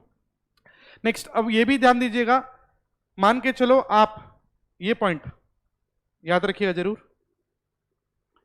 इंप्लॉयर आपको एडवांस सैलरी दिया या अरियर्स ऑफ सैलरी दिया, तो सुनना, जैसे एचआरए में जिस पीरियड का एचआरए था उस पीरियड का सैलरी लेते थे, सेम आरएफए में जिस पीरियड में आपको घर दिया गया है, अगर 3 महीने के लिए घर दिया गया है तो उसी 3 महीने का सैलरी लीजिएगा। बोलिएगा इंप्लॉयर आपको 3 महीने के लिए घर दिया है और आपको एडवांस सैलरी भी दिया है, क्या वो एडवांस सैलरी उस 3 महीने का है? नहीं, अरियर्स ऑफ सैलरी दिया, वो तो पुराने साल का होता है। तो अरियर्स ऑफ सैलरी और एडवांस सैलरी इसको आप इंक्लूड नहीं करते। क्लियर है? नेक्स्ट, इसके अलावा इंप्लॉयर अगर आपको कोई घर दिया था और आपका जॉब ट्रांसफर हो जाता है और इन बिटवीन आपके पास पुराने जगह में भी घर है और नए जगह में भी घर देता है, तो क्या दोनों घर पे टैक्स लेंगे? तो हम लोग बोलते हैं पहला 90 दिन तक अगर आपको दिया गया है तो एक ही घर पे टैक्स लेंगे जो आपका मन, बट 90 दिन के बाद दोनों घर टैक्सेबल हो जाएगा। क्लियर है? नेक्स्ट, ये जो कैलकुलेशन सुने ये घर के लिए, अगर इंप्लॉयर आपको अकोमोडेशन होटल में दे तो ऑब्वियसली होटल में ज्यादा बेनिफिट है एज कंपेयर टू हाउस। तो हाउस में कितना था 15%, होटल में कितना हो जाएगा 24%। क्लियर है? नेक्स्ट, इसके बाद फ्रिंज बेनिफिट, इंप्लॉयर आपको अगर मान के चलो कोई स्नैक्स वगैरह देता है ऑफिस में, टी कॉफी स्नैक्स, एग्जम्प्ट, इसमें हम लोग कैलकुलेशन नहीं करते कितना चाय पिया कितना नहीं पिया। ठीक है? अगर इंप्लॉयर आपको मान के चलो मील्स देता है, मील्स, तो यहां ध्यान दीजिएगा, मील्स में अगर नॉन ट्रांसफरेबल वाउचर के थ्रू दे तो पर मील तक 50 रुपीज तक हो तो एग्जम्प्ट, 50 से ऊपर हो तो यहां दो व्यू है, आप कुछ भी ले सकते हैं, नोट दे दीजिएगा। मान के चलो आपसे लेता है, आपको इंप्लॉयर फूड देता है जिसमें पर मील 70 रुपीज का है, तो एक व्यू बोलेगा 50 तक एग्जम्प्ट, 20 पे टैक्स, और एक व्यू बोलेगा 50 क्राइटेरिया था, पूरा टैक्सेबल 70। आप कुछ भी कर सकते हैं, जो भी करेंगे नोट दे दीजिएगा। हाउएवर ये याद रखिएगा, ये एग्जम्पशन वाला चीज न्यू स्कीम वाले को नहीं मिलता है। क्लियर है? नेक्स्ट, इंप्लॉइज को अगर आप गिफ्ट देते हैं, कैश में देते हैं तो वो एज गुड एज सैलरी है, टैक्सेबल। काइंड में देते हैं तो साल का 5000 तक क्या होगा, एग्जम्प्ट। क्लियर है? Next, credit card office use के लिए दिए, टैक्सेबल, सॉरी एग्जम्प्ट, और पर्सनल यूज के लिए दिए, टैक्सेबल। इंप्लॉई आपका बोलिएगा क्लब फैसिलिटी वगैरह देता है आपको, office use, exempt, personal taxable. ध्यान से सुनिएगा, लेकिन ये पॉइंट याद रखिएगा, मान के चलो इंप्लॉयर क्या करता है, पूरे ऑर्गेनाइजेशन का मेंबरशिप फी पे कर देता है जिम वाले को, से वो जिम वाले को बोलता है कि मेरे जो भी इंप्लॉय आएंगे उससे आप ज्वाइनिंग फी मत लेना, पूरे का हम ही दे रहे हैं। तो बोलेगा इसमें पर इंप्लॉय टैक्सेबल करेंगे क्या? नहीं, वो किसी एक इंप्लॉय को बेनिफिट नहीं दिया गया, हो सकता है वो इंप्लॉय जिम फैसिलिटी ले भी ना, तो इसको आप टैक्सेबल नहीं करते। नेक्स्ट, अगर ऑफिस के टूर के लिए आपको बाहर भेजा गया है और पैसा वैसा दिए खर्च करने के लिए, ऑफिस का टूर है, एग्जम्प्ट। बट मान के चलो ऑफिस का टूर 10 दिन का था, आप बोले 2 दिन और बढ़ा दो, घूम के आएंगे, तो वो 2 दिन क्या होगा, टैक्सेबल। या 10 दिन आप ऑफिस के लिए गए, आपका खर्चा तो एग्जम्प्ट, आप अपने फैमिली मेंबर को ले गए तो फैमिली मेंबर वाला पार्ट क्या होगा, टैक्सेबल। नेक्स्ट, इसके बाद यूज और transfer of movable property. Use एक वर्ड है और एक है ट्रांसफर। यूज मतलब हम आपको for time being, temporary time के लिए यूज करने दे रहे हैं, वापस ले लेंगे। और ट्रांसफर मतलब हमेशा के लिए दे रहे हैं। अगर हम आपको यूज करने दे रहे हैं ये 3 चीज, computer, laptop, telephone including cellphone, तो इससे प्राइमरीली क्या काम होता है ऑफिस का, तो हम ये नहीं देखें कितना ऑफिस का काम किया कितना नहीं। ये 3 चीज अगर आपको हम यूज करने देते हैं एग्जम्प्ट, कोई टैक्सेबल नहीं। इस 3 के अलावा कोई और चीज यूज करने के लिए देते हैं तो डिपेंड करता है अपना दिए या लेके दिए।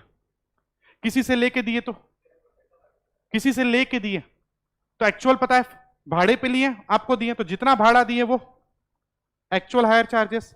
अपना दिए तो नोशनल, नोशनल अभी से पहले भी आया, फर्नीचर में भी आया था, कितना कॉस्ट का 10% साल भर का, कॉस्ट का WDV का नहीं। इसके अलावा अगर आपको मूवेबल एसेट हमेशा के लिए दे देते हैं तो हम देखेंगे उस एसेट का वैल्यू कितना है आज के दिन, मतलब डेप्रिसिएशन काटेंगे और वो बेनिफिट है। मान के चलो 1 लाख का कोई सामान खरीदा था एम्प्लॉयर जो कि आज का दिन 20,000 का है, वो आपको दे देता है तो 20,000 बेनिफिट है। क्लियर है? अब आज के दिन कैसे निकाले, तो हम लोग बोले step 1 original price, purchase price, उसमें से लेस कर दो डेप्रिसिएशन। एक तरह से डेप्रिसिएशन ध्यान दीजिएगा यहां पर इनकम टैक्स में डेप्रिसिएशन जो आप पढ़ते 32 पीजीपी चैप्टर, ये वो वाला नहीं है, ये डिफरेंट है। यहां पर परसेंटेज भी अलग है, मेथड भी अलग है।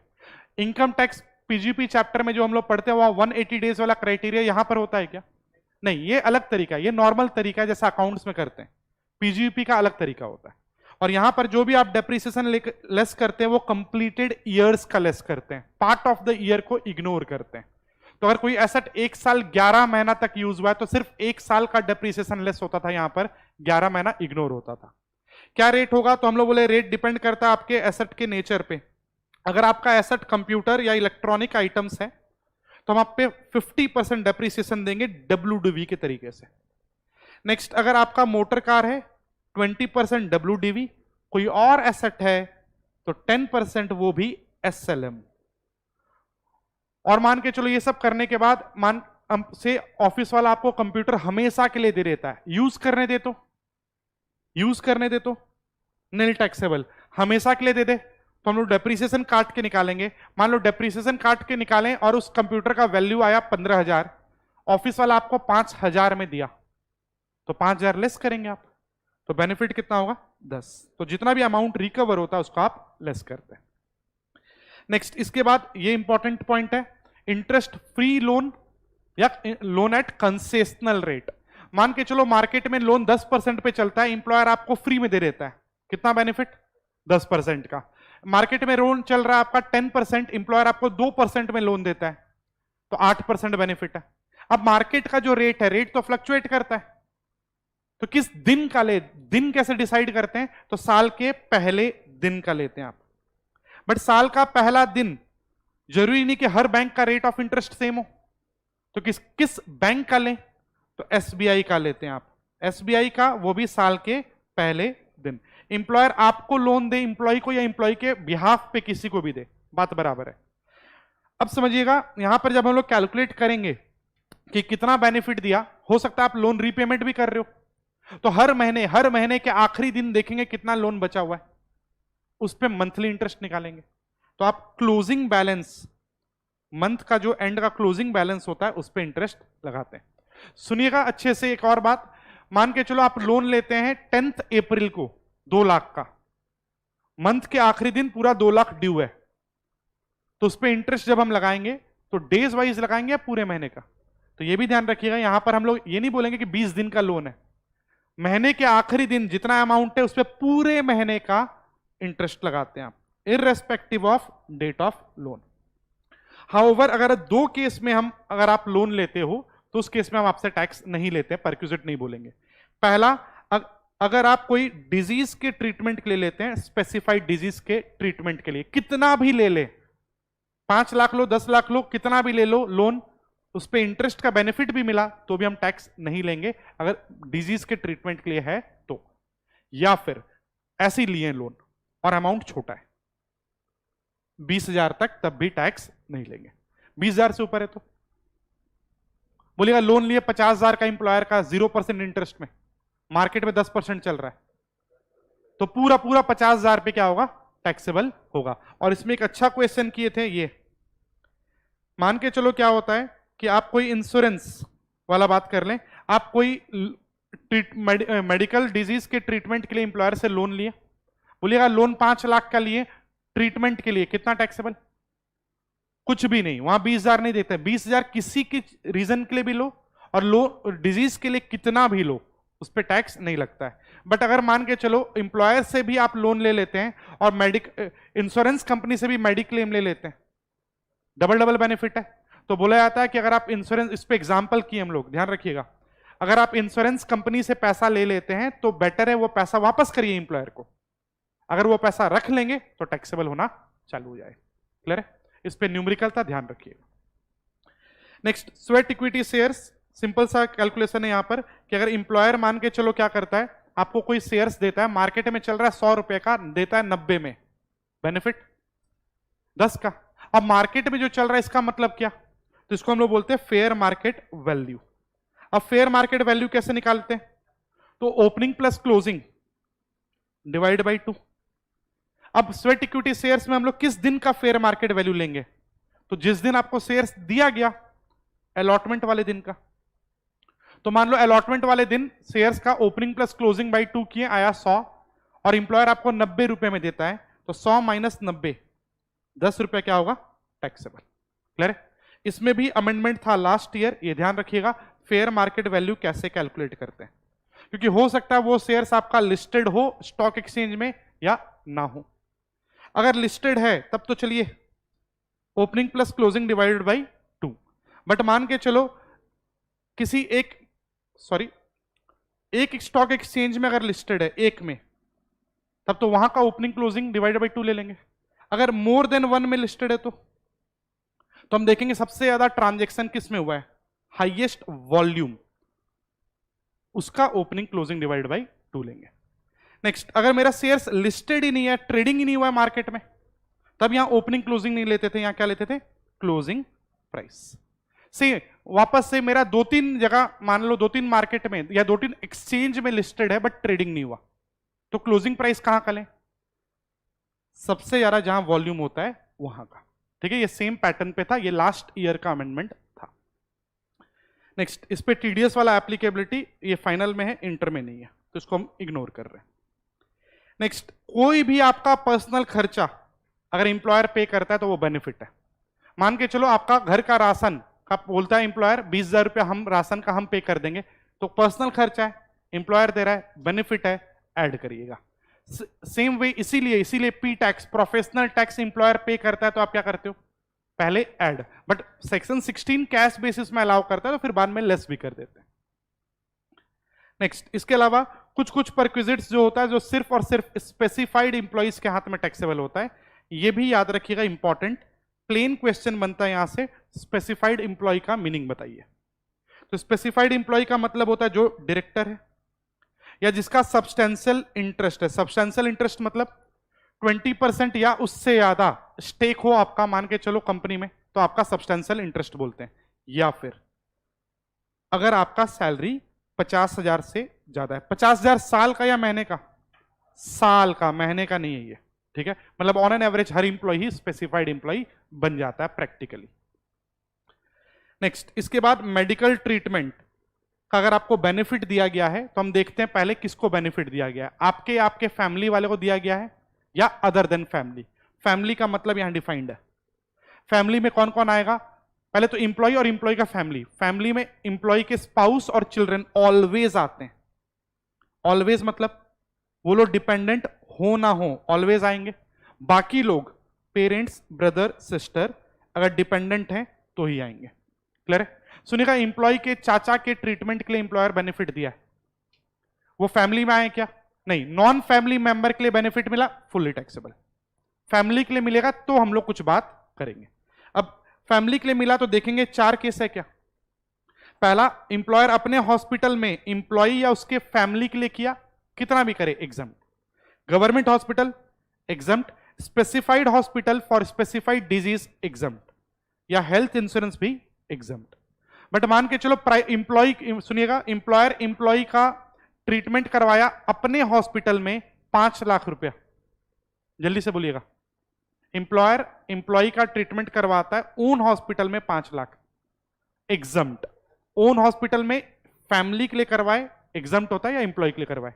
बट यही अगर प्राइवेट में होता तो तब टैक्सेबल होगा। क्लियर है? नेक्स्ट, इसके अलावा अगर ट्रीटमेंट आप बाहर करवाते हैं इंडिया के बाहर, तो उसके लिए आने आने का भी खर्चा लगेगा और ट्रीटमेंट का भी लगेगा।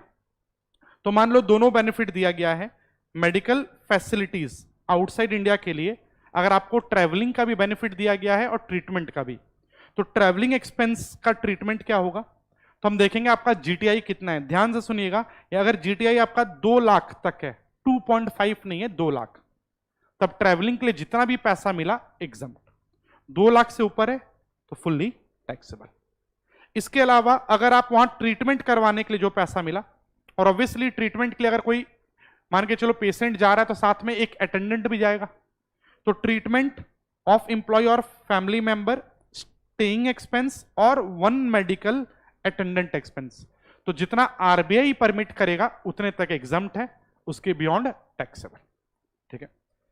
नेक्स्ट, इसके बाद मिसलेनियस परक्विजिट्स दिया हुआ है आपका, ये सब प्लेन है, sweeper, gardener, watchman, personal attendant वगैरह दिया गया आपको, फुल्ली टैक्सेबल।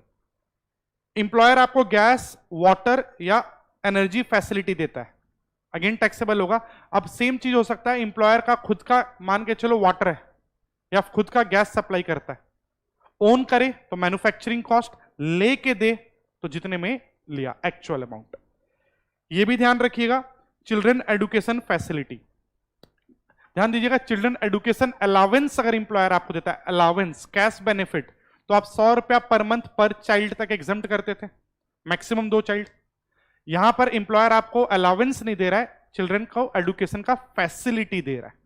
अब फैसिलिटी दे रहा है तो यहां ध्यान दीजिएगा, अगर सिमिलर इंस्टीट्यूट जिसमें पढ़ा रहा है एम्प्लॉयर आपको, मान के चलो एम्प्लॉय के बच्चे को, सिमिलर इंस्टीट्यूट में उसका फी 1000 रुपया पर मंथ तक होता था, तब तो एग्जम्प्ट हो जाता है। 1000 पर मंथ से एक्स्ट्रा हो तो तब यहां पर 2 व्यू आ जाता था। दोनों में से कुछ भी कर सकते हैं, नोट दीजिएगा। सेम मान के चलो एम्प्लॉयर जो एजुकेशन फैसिलिटी दे रहा है एम्प्लॉय के बच्चे को, उस टाइप के स्कूल का फी है 1200 रुपया पर मंथ, तो एक व्यू बोलेगा 200 पे टैक्स और एक बोलेगा पूरे 1200 पे टैक्स। जो भी करिएगा नोट दे दीजिएगा, हम लोग इंक्रीमेंटल करते थे, वैसे आप कुछ भी कर सकते हैं, नोट दे दीजिएगा इसका। और यहां पर एक बात और ध्यान देना होता है, चिल्ड्रन एजुकेशन अलावेंस 100 रुपया per month per child, maximum 2 child के लिए था चिल्ड्रन एजुकेशन अलावेंस, यहां पर irrespective of number of children था। ठीक है? नेक्स्ट, इसके अलावा एलटीसी, एलटीसी का मतलब होता है इंप्लॉयर अगर इंप्लॉय को घूमने के लिए पैसा देता है, ठीक है, घूमना कहां, इंडिया में, इंडिया के बाहर देगा फुल्ली टैक्सेबल, इंडिया में देगा तो हम आपको कुछ एग्जम्पशन देंगे। ध्यान दीजिएगा, घूमने के लिए देगा तो एग्जम्पशन देंगे, खाने पीने के लिए दिया तो टैक्सेबल पूरा, कोई एग्जम्पशन नहीं है। एग्जम्पशन सिर्फ और सिर्फ लीव ट्रैवल के लिए, और घूमना वो भी हम कहां बोल दें, इंडिया में। क्लियर है? नेक्स्ट, घूमने का बात करें तो घूमने के लिए आप किसको ले जा सकते हैं अपने साथ, तो आप खुद या अपने फैमिली को। फैमिली का मतलब सुना है, यहां पर ध्यान दीजिएगा, चाइल्ड में कितने चाइल्ड को कवर करते हैं, तो नॉर्मली 2 चाइल्ड। हाउएवर अगर इंप्लॉय के जो भी बच्चे हैं अगर वो बॉर्न होते हैं 1 अक्टूबर 1998 के पहले, तो जितने चाइल्ड है सबका एग्जम्पशन मिलेगा। एग्जम्पशन का बात करें तो इसमें यह भी ध्यान रखना होता है मल्टीपल बर्थ का क्या होगा। से एक एम्प्लॉय का फर्स्ट चाइल्ड होता है सिंगल, उसके बाद मान लो ट्विंस होते हैं तो तीनों का मिलेगा, पहले ट्विंस होते हैं फिर सिंगल तो सिर्फ 2 ही का मिलेगा, ये भी ध्यान रखिएगा। नेक्स्ट, एग्जम्पशन कितना मिलेगा तो डिपेंड करता है आप किस रूट से जा रहे हो। एयर रूट से जा रहे हो तो बिजनेस क्लास नहीं, इकोनॉमी क्लास का जो फेयर होगा मैक्स टू मैक्स उतना हम आपको एग्जम्पशन देंगे। नेक्स्ट, रेल से जा रहे हो तब हाईएस्ट, फर्स्ट क्लास एसी। आप रेल से नहीं कहीं और से जा रहे हो बट वहां रेलवे सिस्टम है तो जितना दूर गए उतने दूर रेलवे का जो फेयर होगा फर्स्ट क्लास। बट मान के चलो आप ऐसे जगह जाते हो जहां रेलवे है ही नहीं, तो जो भी पब्लिक मोड होगा उसका टॉप क्लास का जो फेयर है उतने तक। नेक्स्ट इसके बाद जो भी आपका एलटीसी होगा, बोलेगा साल में आप 10 बार घूमने जा रहे हो, इंप्लॉयर पैसा दे रहा है, तो 10 बार एग्जाम्शन दे देंगे क्या? नहीं, तो कोई तो लिमिट है। तो लिमिट कितना है? 2 बार। कब? 4 साल में। और 4 साल का ब्लॉक फिक्स्ड है, और ये ब्लॉक हमारा कैलेंडर ईयर है, ठीक है। जैसे हम लोग बोले 21 से 24 कैलेंडर ईयर में 4 साल में आप 2 बार का एग्जाम्शन ले सकते हैं। अगर हम एक ही बार ले तो एक को आप अगले बार कैरी फॉरवर्ड कर सकते हैं अगले ब्लॉक में से। इस पहले ब्लॉक में हम 0 लिए, 2 का 2 बचा हुआ है, कैरी फॉरवर्ड कर ले क्या? नहीं, कैरी फॉरवर्ड सिर्फ एक होता है, और उस कैरी फॉरवर्ड वाले में कुछ कंडीशन है, उसको अगले ब्लॉक के वेरी फर्स्ट ईयर में आपको उसको यूटिलाइज करना होता है, एल्स वो लैप्स कर जाएगा। अगेन अगर आप न्यू स्कीम ऑप्ट करते हैं तो आपको ये एग्जाम्शन नहीं मिलता है। क्लियर है? नेक्स्ट इसके बाद मोटर व्हीकल अगर इंप्लॉयर आपको यूज करने देता है तो उस केस में क्या होगा? तो पहले तो देखना पड़ता है मोटर व्हीकल है किसका। हो सकता है गाड़ी इंप्लॉयर का हो और आपको यूज करने दे, या ये भी हो सकता है कि इंप्लॉयर बोले अपना गाड़ी ले आओ, पेट्रोल वगैरह हम भरा देंगे। तो गाड़ी किसका है पहले ये देखिएगा। अगर इंप्लॉयर आपको गाड़ी देता है, गाड़ी ओन्ड और हायर्ड बाई इंप्लॉयर है, बोलेगा इंप्लॉयर आपको अपना गाड़ी देता है यूज करने के लिए, बट यूज करिएगा सिर्फ ऑफिस के लिए, बोला कोई बेनिफिट है क्या? नहीं, एग्जम्प्ट। इंप्लॉयर बोलता है अपना गाड़ी दिया, बोला सिर्फ पर्सनल यूज करिए, ऑफिस नहीं, सिर्फ पर्सनल, तो हाँ ये बेनिफिट है। बट बोलिए इंप्लॉयर आपको 25 लाख का गाड़ी यूज करने दिया तो 25 लाख टैक्स लगा दे? नहीं, हमेशा के लिए थोड़ी दिया, यूज करने दिया है। और आप थोड़ी देर पहले भी पढ़े थे, यूज में हम लोग कुछ 10% वाला कैलकुलेशन करते हैं।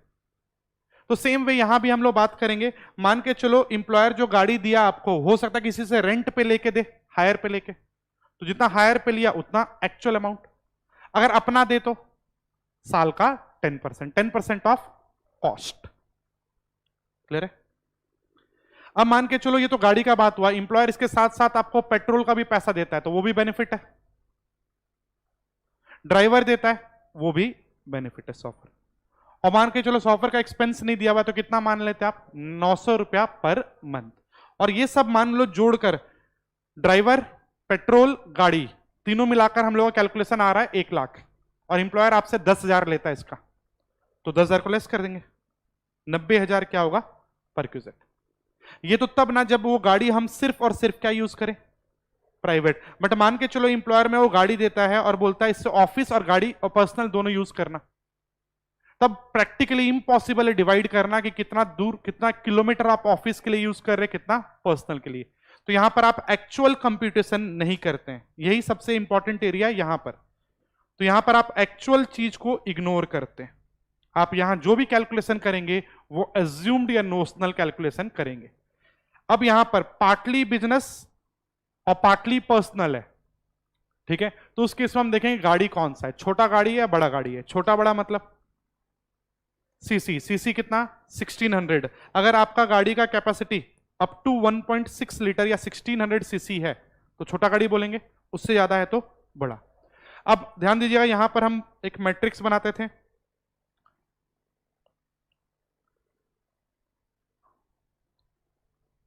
स्मॉल और बिग बोल रहे हम, ठीक है। स्मॉल मतलब अप टू 1600 सीसी और बिग मतलब 1600 से ज्यादा। अब ये गाड़ी भी तो डिपेंड करेगा मेंटेन कौन कर रहा है।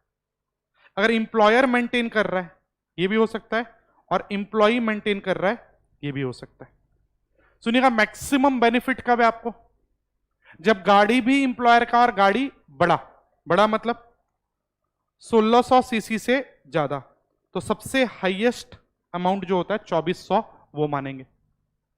नेक्स्ट बोलिएगा छोटा गाड़ी है बट इंप्लॉयर का 1800, अगर इंप्लॉयर मेंटेन कर रहा है तो।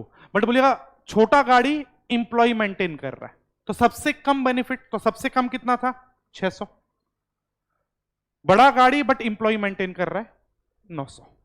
और जहां भी ड्राइवर का होगा, ध्यान दीजिएगा सबको इस लाइन को, ड्राइवर का अगर एक्चुअल सैलरी बता भी दे, इग्नोर करिएगा, क्योंकि हम पहले ही बोल दिए ये पूरा कैलकुलेशन नोशनल है, यहां एक्चुअल को आप नहीं लेते। तो ड्राइवर का फिक्स्ड है 900 रुपया पर मंथ, और ये बात एक्चुअल वाला यहां भी लिखा हुआ है।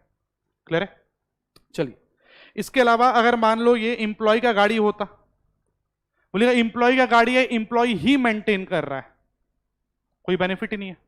बट अगर इंप्लॉय का गाड़ी है और इंप्लॉयर बोलता हम पेट्रोल भरा देंगे तो बेनिफिट है, बट उस पेट्रोल से सिर्फ ऑफिस का काम करना एग्जम्प्ट, उस पेट्रोल से आप पर्सनल काम करना सिर्फ, तो जितना पेट्रोल का खर्चा लगा एक्चुअल उतना। बट अगर दोनों करेंगे तो कंप्यूटेशन कैसे कंप्यूट करेंगे, टोटल में से माइनस कर देना। और यहां पर थ्योरेटिकली लिखा हुआ है, प्रैक्टिकली पॉसिबल नहीं है।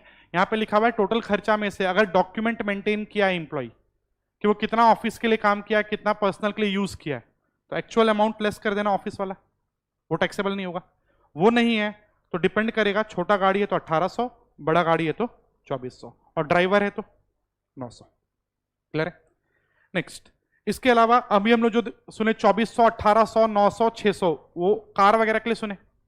बोलिएगा अदर देन मोटर कार दिए तो, बाइक दिए, साइकिल दिए, तो यहां पर ऑलवेज 900 है, यहां कोई सीसी उसी वाला बात नहीं आता।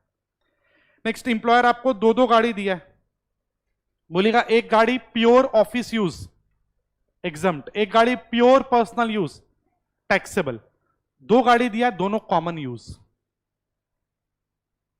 बोलिएगा दो गाड़ी इंप्लॉयर आपको दिया और दोनों से आप ऑफिस और पर्सनल दोनों काम करते हैं, तो एक को तो हम लोग मान लेंगे कॉमन, कोई भी एक, या आपका चॉइस है इसके लिए आप कॉम्बिनेशन बनाते थे, बट दूसरा गाड़ी को क्या मानेंगे, प्योर पर्सनल।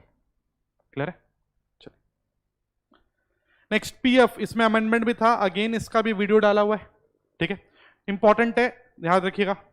पीएफ का अगर अपने बात कर ले तो पीएफ एक फंड होता है जिसमें इंप्लॉयर और इंप्लॉय दोनों कंट्रीब्यूट करते हैं। प्रैक्टिकली ये फंड किसके वेलफेयर के लिए होता है, इंप्लॉय के। तो इसमें क्या होता है, इस फंड में इंप्लॉय कुछ पैसा डालेगा और जनरली जितना इंप्लॉय कंट्रीब्यूट करता है मैचिंग कंट्रीब्यूशन इंप्लॉयर भी करेगा, तो इसको आप बोलते हैं इंप्लॉयर्स कंट्रीब्यूशन। सुनिएगा, पीएफ को गवर्नमेंट प्रमोट करता है अगर वो पीएफ रिकॉग्नाइज्ड हो या गवर्नमेंट का स्टैट्यूटरी प्रोविडेंट फंड हो तो। अनरिकॉग्नाइज्ड होगा तो हम बेनिफिट आपको नहीं देंगे। जैसे ही आप पीएफ में पैसा डालते हैं, पीएफ में पैसा हर महीना जमा होता है और इसका जब मैच्योरिटी होगा तो उस पर आपको पैसा मिलता है, और हर महीना ऑब्वियसली पैसा जमा हो रहा है तो उस पर इंटरेस्ट भी तो अक्रू होगा, और मैच्योरिटी में आपको पैसा मिलता है, कितना पैसा मिलता है पीएफ का। अगर पीएफ में अपने बात कर ले तो मैच्योरिटी में आपको 4 कंपोनेंट मिलता है प्रैक्टिकली। एक, जो आप पैसा दिए थे वही वापस मिलेगा आपको, एम्प्लॉइज कंट्रीब्यूशन। एक जो इंप्लॉयर दिया, इंप्लॉयर कंट्रीब्यूशन। एक आपके पैसे पे interest, interest on employees contribution, ठीक है, और एक इंप्लॉयर के पैसे पे इंटरेस्ट। सुनिएगा अच्छे से, अब पूरा सिस्टम में क्या होता है, पीएफ को गवर्नमेंट प्रमोट करता है, इसलिए गवर्नमेंट बोलता है कि जब आप पीएफ में पैसा डालेंगे हम आपको 80C में डिडक्शन देंगे, maximum 1.5 lakh, provided PF recognised हो या स्टैट्यूटरी प्रोविडेंट फंड हो। इंप्लॉयर पीएफ में पैसा डाला तो ऐसे तो टैक्स लगना चाहिए बेनिफिट बोल के, बट अगर ये अप टू 12% ऑफ सैलरी है, हम रिकॉग्नाइज्ड के लिए बात कर रहे हैं, तो हम आपसे कोई टैक्स नहीं लेंगे। 13 है तो 1% पे लेंगे, और उस 1% को आप deemed to be received in India बोलते थे। क्लियर है? चलिए, अब जो भी इंटरेस्ट अक्रू होगा, इंटरेस्ट में भी हम लोग बोले कि अगर इंटरेस्ट अप टू 9.5% हो तब तो एग्जम्प्ट है, उससे ऊपर होगा तो टैक्सेबल। अब मैच्योरिटी में अगर आपको पैसा मिलता है और जनरली अगर आप 5 साल लगातार काम किए और उसके बाद मैच्योर होता है तो ये एग्जम्प्ट होता है, ठीक है, सेक्शन 10(11) में। तो मैच्योरिटी में जो पैसा मिलेगा वो एग्जम्प्ट होगा अगर आप लगातार 5 साल काम वगैरह किए हो तो। बट 5 साल काम नहीं किए, 3 साल काम किए बट कंपनी ही बंद हो गया तो भी एग्जम्पशन मिलेगा। एम्प्लॉय का एक्सीडेंट हो गया इसलिए काम नहीं कर पा रहा, 5 साल नहीं हुआ तो भी एग्जम्पशन मिलेगा। कुछ नहीं हुआ ऐसा, 3 साल में एम्प्लॉय खुद छोड़ दिया, तब एग्जम्पशन नहीं मिलेगा, टैक्सेबल होगा। और टैक्सेबल होगा तो किस हेड में जाएगा? बोलेगा हम जो पैसा कंट्रीब्यूट किए थे वापस मिला, इंप्लॉइज कंट्रीब्यूशन टू पीएफ वापस मिला, ये तो इनकम ही नहीं है। मेरा पैसा था वापस आ गया, ये कोई इनकम नहीं है। बट इंप्लॉयर जो मेरे को दिया, इंप्लॉयर से जो भी मिलता है वो सैलरी, मेरे पैसे पे इंटरेस्ट, IFOS इंप्लॉयर के पैसे पे इंटरेस्ट, सैलरी इंप्लॉयर का है ना वो, तो इस तरीके से वो टैक्सेबल होगा। या फिर ये फंड अगर अनरिकॉग्नाइज्ड होता तो मैच्योरिटी पे एग्जम्पशन मिलता नहीं, इस हेड में टैक्स लगता। क्लियर है? चलो नेक्स्ट सेम वे यहां पर देखिएगा कॉलम बनाया हुआ है टाइप ऑफ पीएफ। यहां इंप्लॉई कंट्रीब्यूट करेगा तो क्या होगा, यहां इंप्लॉयर कंट्रीब्यूट करेगा तो क्या होगा, यहां दोनों के पैसे पे इंटरेस्ट और यहां पर रिटायरमेंट पे जो अमाउंट मिला। अगर स्टैट्यूटरी प्रोविडेंट फंड है तो इसको आप बोलते थे triple E scheme, exempt exempt exempt. आप कंट्रीब्यूट करेंगे, गवर्नमेंट का पीएफ है 80C मिलेगा, इंप्लॉयर देगा एग्जम्प्ट, इंटरेस्ट अक्रू होगा एग्जम्प्ट, मैच्योरिटी में पैसा आएगा एग्जम्प्ट, तो इसको आप ट्रिपल ई स्कीम बोलते हैं। अगर रिकॉग्नाइज्ड प्रोविडेंट फंड है तो ये भी ट्रिपल ई है बट कंडीशनल। क्या कंडीशन, ये एग्जम्प्ट होगा बट अप टू 12% होगा तब, इंटरेस्ट एग्जम्प्ट होगा अप टू 9% होगा तब, मैच्योरिटी में भी एग्जम्प्ट होगा अगर आप लगातार वो 5 साल काम किए होंगे तब, तो ये भी ट्रिपल ई है बट कंडीशनल। अनरिकॉग्नाइज्ड है तो ऑब्वियसली इसको हम लोग प्रमोट नहीं करेंगे तो इस पे आपको 80C नहीं मिलेगा। इंप्लॉयर पैसा देगा तो एक बार के लिए एग्जम्प्ट बोल देंगे, इंटरेस्ट अक्रू होगा तो एक बार के लिए एग्जम्प्ट बोल देंगे, बट क्योंकि अनरिकॉग्नाइज्ड है तो पूरे पे इकट्ठा टैक्स लेंगे मैच्योरिटी पे, तो इसको ईईटी स्कीम बोले थे आप। इसके अलावा एक पीपीएफ होता है, पीपीएफ में इंप्लॉयर वाला बात ही नहीं आता है, सेल्फ इंप्लॉयड आदमी के लिए पैसा डालेगा 80C, मैच्योरिटी पे एग्जम्पशन। ये एग्जम्पशन था सेक्शन 10, 11, 10, 12 में, इसमें अमेंडमेंट आया था। और यहां पर सैलरी का मीनिंग सबसे कॉमन वाला है। हाँ नेक्स्ट यहां पर जो अमेंडमेंट था ये था, देखिएगा इसको लैंग्वेज वाइज पढ़ा भी दे रहे हम, और ये अगेन वीडियो में डाला भी हुआ है अमेंडमेंट वीडियो। जो भी अमेंडमेंट होता है ना, आप मान के चलो अमेंडमेंट लेक्चर जो डाला हुआ है उसको अगर आप करेंगे तो एग्जाम में 10 से 12 मार्क मिनिमम वहां से मिल जाएगा आपको। जब भी अमेंडमेंट आता है ऑब्वियसली वहां से क्वेश्चन पूछा जाएगा। क्लियर है? सुनिएगा, अभी आप देखें 10, 11, 10, 12 में पीएफ का पैसा मैच्योरिटी पे एग्जम्प्ट होता है, बट यहां पढ़िए क्या बोल रहा है, एग्जम्पशन अंडर 10, 11, 10, 12 जो भी हम लोग सुने, would not be available in respect of income by way of interest accrued during the year to the extent it relates to the amount or aggregate of amount of contribution made by that person, that is employee, exceeding 2.5 lakh in any previous year in that fund on or after 1st April 2021। सुनिएगा, हम लोग सुने हैं scheme में अभी तक कि आप जितना पैसा लगाओ 80C मिलता है, हाँ मैक्सिमम 1.5 80C में, और आप जितना पैसा लगाते हो जनरली इंप्लॉयर भी उतना ही लगाता है। अब मान के चलो इंप्लॉई 5 लाख रुपए लगा रहा है साल का, या सॉरी 4 लाख लगा रहा है, तो गवर्नमेंट बोलता है कि देखिए एक रीजनेबल अमाउंट तक अगर आप पीएफ में पैसा डालते हैं तो उसके इंटरेस्ट पे हम टैक्स नहीं लेते, और वो रीजनेबल अमाउंट कितना है 2.5 लाख। तो 4 लाख अगर आप डालोगे तो इस पे जो इंटरेस्ट आएगा तो 2.5 लाख वाले अमाउंट पे जो इंटरेस्ट होगा ये तो एग्जम्प्ट है, बट 1.5 लाख जो है इस पे जो इंटरेस्ट बनेगा ना इस पे हम आपसे टैक्स लेंगे। ये अमेंडमेंट है। क्लियर है? अब अगर कोई सेल्फ इंप्लॉयड आदमी है तो वैसे ये 2.5 आपके पैसे पे है तो 2.5 इंप्लॉयर के पैसे पे भी होगा। अगर कोई सेल्फ इंप्लॉयड है तो वहां पर इंप्लॉयर तो है ही नहीं, तो उसके लिए 5 लाख। क्लियर है? ये कब से होगा? ये अमेंडमेंट इस साल का था तो 1 अप्रैल 21 के उस दिन या उसके बाद से अगर है तो अमेंडमेंट है। ठीक है, नेक्स्ट इसके अलावा सेम चीज यहां सुपर एन्युएशन फंड आपका लिखा होगा, जैसा पीएफ के लिए प्रोविजन है वैसे ही सुपर एन्युएशन फंड के लिए होता है। बस डिफरेंस क्या है कि पीएफ में जो रिकॉग्नाइज्ड पीएफ था उसमें एग्जम्पशन मिलता था 12% ऑफ सैलरी तक, या 12% नहीं है, यह अमाउंट है 1.5 लाख। क्लियर है? नेक्स्ट ये भी अमेंडमेंट लास्ट टाइम आया था तो अच्छे से सुनिएगा। ठीक है, अगेन ये भी उस वीडियो में डिस्कस हम किए, न्यूमेरिकल भी करवाए उस पर। यहां पर क्या होता है कि मान के चलो हम लोग जो इंप्लॉइज के वेलफेयर के लिए फंड सुनते हैं तो 3 टाइप का आप फंड सुन लिए, एक पीएफ, एक सुपर एन्युएशन फंड, और एक ऐसा ही 80CCD में होता है एनपीएस। सुनिएगा, अभी हम लोग पढ़े कि अगर आप पीएफ में पैसा डालते हैं तो उस पर 12% ऑफ सैलरी तक हो एग्जम्प्ट, इंटरेस्ट 9.5% तक हो एग्जम्प्ट, सुपर एन्युएशन फंड में 1.5 लाख तक हो एग्जम्प्ट, ऐसे ही एनपीएस में 10% वगैरह भी सुनते हैं, 10, 20 और 12 भी है वहां पर, 80 सीसीडी में बात करेंगे। तो सुनिएगा, हां अभी तक आप इस सब स्कीम में सुन रहे थे कि एग्जम्पशन मिलता है, बट गवर्नमेंट ये एग्जम्पशन का बेनिफिट एक लिमिट तक आपको देना चाहता है। ठीक है, गवर्नमेंट बोलता है कि अगर आप जो भी पैसा कंट्रीब्यूट करते हैं इन 3 प्लेसेस में, पीएफ, एनपीएस और ये अप्रूव्ड सुपर एन्युएशन फंड, तो हां एग्जम्पशन तो मिलता है, बट इन सबको मिला के एक लिमिट तक एग्जम्पशन देंगे, वो लिमिट है 7.5 लाख। अब मान के चलो हम लोग जो भी कैलकुलेशन देखें, पीएफ, सुपर एन्युएशन फंड, एनपीएस, हां इंटरनली सब में कंडीशन था कि 12% तक एग्जम्प्ट होता है। ठीक है, सुपर एन्युएशन में 1.5 लाख तक होता है, एनपीएस में 10%, 20% होता है, ये सब जोड़कर से 8 लाख हो गया। तो हाँ इंडिविजुअली सबका कंडीशन आप सेटिस्फाई कर रहे हैं, आप पे हम एग्जम्पशन देते हैं, बट एक मॉनेटरी कैप पे लगा दिया गया है और बोला गया मैक्सिमम 7.5 लाख तक एग्जम्पशन मिलेगा, तो आपको 50,000 आपके हाथ में क्या हो जाएगा, टैक्सेबल, और इस पे जो इंटरेस्ट होगा वो भी टैक्सेबल होगा। क्लियर है? चलिए, डिडक्शन अपने बात कर ही लिए थे, स्टैंडर्ड डिडक्शन फ्लैट 50,000 का मिलेगा, मैक्सिमम 50,000, बट ये डिडक्शन आपको न्यू स्कीम में नहीं मिलता है।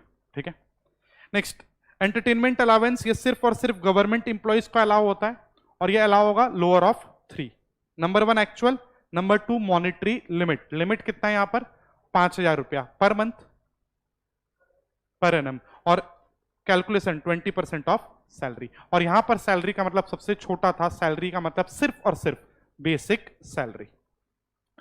नेक्स्ट, इसके बाद पी टैक्स हम लोग बात कर चुके हैं, पी टैक्स कैश बेसिस पे अलाउ होता है। ठीक है, तो अगर आपका अक्रू हो गया है और आप पे नहीं करते हैं, नहीं अलाउ होगा, 2-3 साल का एक बार में पे कर देते हैं, अलाउ हो जाएगा। वैसे पी टैक्स में हर साल का एक मॉनिटरी लिमिट होता है, स्टेट गवर्नमेंट को देते हैं ना हम लोग, तो 2500 रुपए से ऊपर नहीं होता प्रैक्टिकली। ठीक है, पी टैक्स अगर मान के चलो इंप्लॉयर मेरा पे किया, तो पहले बेनिफिट है उसको ऐड करिएगा, ठीक है, और उसको फिर लेस कर देना। वैसे न्यू स्कीम ऑप्ट करेंगे तो आपको ये डिडक्शन का बेनिफिट नहीं मिलता है। इसके अलावा एक और टॉपिक सैलरी में बचता है आपका relief, relief under section 89(1), relief कब मिलेगा, अरियर्स पे। अरियर्स का मतलब क्या होता है कि अगर आपका सैलरी रेट्रोस्पेक्टिवली बढ़ता है और पुराने साल का सैलरी जो रेट्रोस्पेक्टिवली बढ़ा वो आज मिलता है, तो उसको हम लोग बोलते हैं अरियर्स। और इस पर हम लोग क्या करेंगे, तो हम लोग देखेंगे कैलकुलेशन, ये स्टेप्स वगैरह मत रटना। अरियर्स में आज के दिन, आज मिला, आज के दिन अगर टैक्स निकालोगे तो कितना आता है निकाल लो। से अरियर पे, अरियर वाले पोर्शन पे हम बोल रहे हैं, पूरे पे नहीं, अरियर वाले पोर्शन पे आज जब मिला 1 लाख का टैक्स है, बट यही अरियर से 2 साल पुराना था, 2 साल पुराने ईयर का है, तो अगर यही अरियर 2 साल पहले मिला होता तो कितना टैक्स लगता आप देखते हैं। से आज उस अरियर पे टैक्स लग रहा है क्योंकि रेट चेंज होता है हर साल, तो आज उस अरियर पे टैक्स हो रहा है से 1 लाख, और यही अरियर 2 साल पहले मिला होता तो टैक्स होता से 90,000। तो जो 10,000 एक्स्ट्रा आपको देना पड़ रहा है, आज लग रहा है, उसका गवर्नमेंट आपको 89(1) में रिलीफ दे देगा। उल्टा हो जाए तो आपको अरियर जिस साल का है उस साल अगर टैक्स लगता तो 1 लाख लगता, बट आज मिला तो 90,000 मिल रहा है, लग रहा है, तो रिलीफ का बात ही नहीं, ऑलरेडी आप बेनिफिशियल पोजीशन में है, 0 रिलीफ। क्लियर है?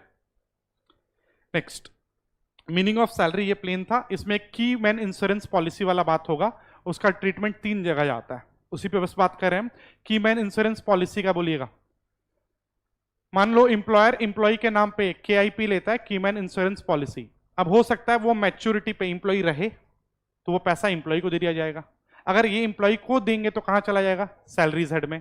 मैच्योरिटी वाले दिन इंप्लॉय है ही नहीं, छोड़ के चला गया, तो मैच्योरिटी में वो पैसा किसको मिलेगा, कंपनी को।